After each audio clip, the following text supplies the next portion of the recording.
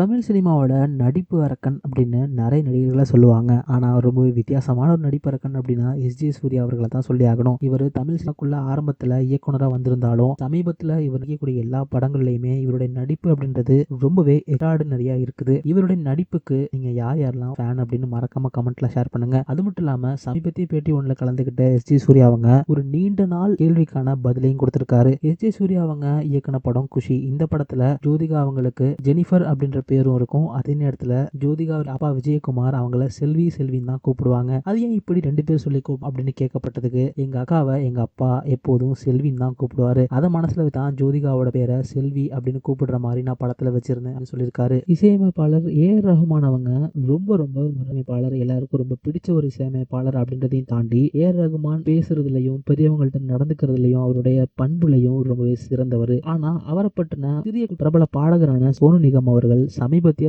Interview ஒன்ல வச்சிருக்காரு. அதாவது ஏ.ஆர். ரஹ்மான் யார்கிட்டையும் அவ்வளவா பேச மாட்டாராம். அவர் எப்பவுமே வேலை வேலைன்னு இருப்பாராம். அடுத்தவங்க விஷயத்துல கொஞ்சம் கூட மூக்கு நுழைக்க மாட்டாராம். ஆனா அவருக்கு ரொம்ப ரொம்ப நெருங்கிய நபர்கள் கூட மட்டும்தான் அவரு நல்லா பேசுவாராம். ஏன் அப்படி இருக்காரு அப்படின்ற மாதிரி சோனு நிகம் இன்டர்வியூல சொல்லியிருக்காரு. என்ன கேட்டா இது ஒரு விதமான இன்ட்ராவர்ட் அப்படின்னு தான் சொல்லணும். ஒவ்வொருத்தங்களுக்கும் பர்சனல் லைஃப் அப்படின்னு இருக்கும், ப்ரொஃபஷனல் லைஃப் அப்படின்னு இருக்கும். ரெண்டையும் போட்டு மிக்ஸ் பண்ணிக்காம இருக்கிறது நல்ல விஷயம் தானே. உங்களுக்கு ஏஆர் ரஹ்மான் எந்த அளவுக்கு பிடிக்கும் அப்படின்றத நடிகர் அஜித் அவங்க இப்போ ஃபார்முலா 3 ரேசிங்ல கலந்துருக்காரு. இதற்கிடையே பாத்தீங்கன்னா அவருடைய பழைய பேட்டி வைரலா போயிட்டு இருக்கு. அந்த பேட்டியில ரசிகர் ஒரு கமலை பத்தி என்ன நினைக்கிறீங்க இந்த மாதிரி கேட்டு கேள்விக்கு அவரு சட்டுன்னு முகம் சுடிச்சிட்டு மிஸ்டர் கமல்ஹாசன் அல்லது கமல் சார் அப்படின்னு கேளுங்க அப்படின்னு பதிலளிச்சிருக்காரு.